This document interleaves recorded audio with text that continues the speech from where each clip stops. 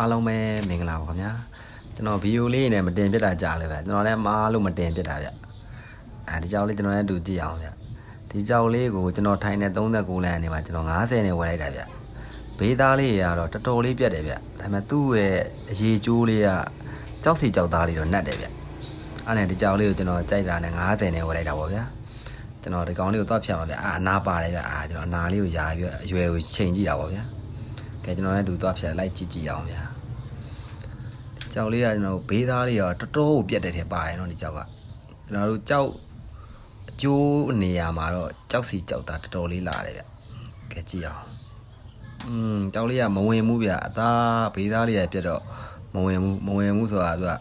ဘေးသားတော်တော်လေးပြတ်တယ်ဗျအငွေလေးပုံစံလေးပဲသွားတာဗျအဲ့ကျွန်တော်ဒီဘက်ကအခွန်ဘက်ကဘားလေးပေါ့ဗျအဲ့ဘားလေးကိုဆက်ပိုင်းရအောင်အဲ့တိုင်းလေးအဲ့မှာဘာလို့အဲ့တိုင်းဇောင်းလေးပိုင်းတော့လဲဒီဘက်မှာ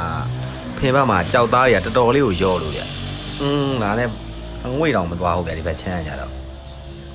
အငွေတောင်မသွားဘူးဗျဒါပေမဲ့အကြောက်အရွယ်လေးကတော့ကျွန်တော်လက်မလေးနဲ့ယာထားတဲ့အရွယ်ထိုင်လေးတော့ရရတယ်ဗျရနိုင်တယ်ပေါ့ဗျဒါတော့ကျွန်တော်ဖင်ကနေမှာအသားလျှော့တယ်ဗျဒီကြားလေးဖင်ကနေမှာအသားလျှော့တာပေါ့ဒီအသားလေးလျှော့လိုက်တဲ့အနေထားမှာအရင်နားလေးကိုကတ်လျှော့လိုက်တော့ကြောက်လေးကတော်တော်လေးတော့တောက်လာတယ်ဗျဒါတော့ကျွန်တော်တို့ဘေးသားအပြက်တွေပေါ့ဘေးသက်ပြက်တွေကလုံးဝအထက်မခံဘူးနည်းနည်းလေးကြံရင်နည်းနည်းလေးသူကဖုံသွားတယ်အဲကြောင့်ကျွန်တော်လုံးဝမထည့်ဘူးပြတာလေးဘေးသားလေး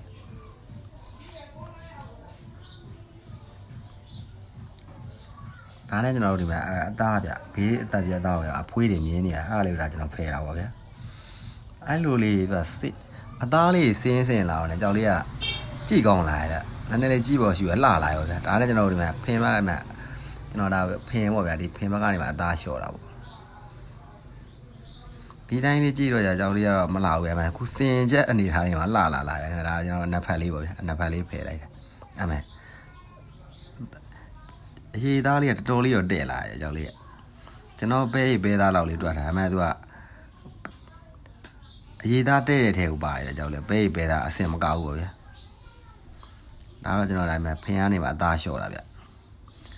ကြောက်လေးကအသားလေးပြောင်းနေကာလာလေးကဖြောင်းလာလေးပုံစံဗျကြောက်ဘာလို့လဲဆိုတော့ကျွန်တော်ခုနကဝယ်တော့ကြတဲ့အရေးကျိုးလေးကအစီသားတဲ့ရောကြတော့အသားပြောင်းလေးဖြောင်းလေးပုံစံလေးဗျအဲခုနကပထမဆုံးကျွန်တော်ပိုင်းလိုက်တဲ့နှစ်နန်းမှာလားကျွန်တော်အဲအကျိုးလေးကပတ်တယ်ဆိုရင်ကြောက်ကအရွယ်ကြီးကိုရမှာဗျဒီပုံစံတိုင်းလေးကကျွန်တော်လက်မလေးနဲ့ရထားအရွယ်လေးတော့ကျွန်တော်အလုံးတွက်ထားရဗျအဲအရွယ်ရအောင်ဒါကျွန်တော်တို့တောင်လေးမှာအသားကြံတာနဲ့တောင်စိတ်တဲ့ပုံစံလေးပေါ့ဗျာဒါဖင်မှာအသားလေးကြံတာတောင်လေးရနဲ့ပင့်ခုတ်တာပေါ့ဗျာဒါကြောင့်တော့ခေါင်းကနေမှအတကြောလေးရမှဆောင်းလေးခုတ်လိုက်တယ်ပေါ့ဗျာ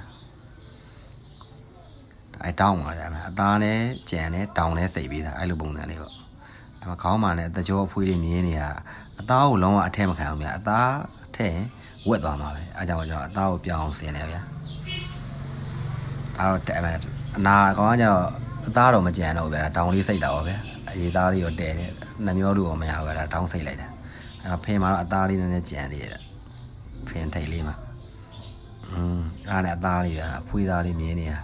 အဲ့လိုအသားလေးကိုအထဲမခံလို့ဗျာဘာလို့အထဲမခံထဲလို့တော့ရပါတယ်သူကအသားပိုင်ဖွေးခွက်လေးကြံနေတာခေါင်းမှာတကြောလေးသေးလေးဗျာဒါလေးခေါင်းအတကြောလေးလျှော့တာပါဗျာတောင်းလေးအရွယ်လေးတော့မသိဘူးဗျာကျွန်တော်မှန်းတဲ့အရွယ်လေးတော့ရတယ်ဗျာ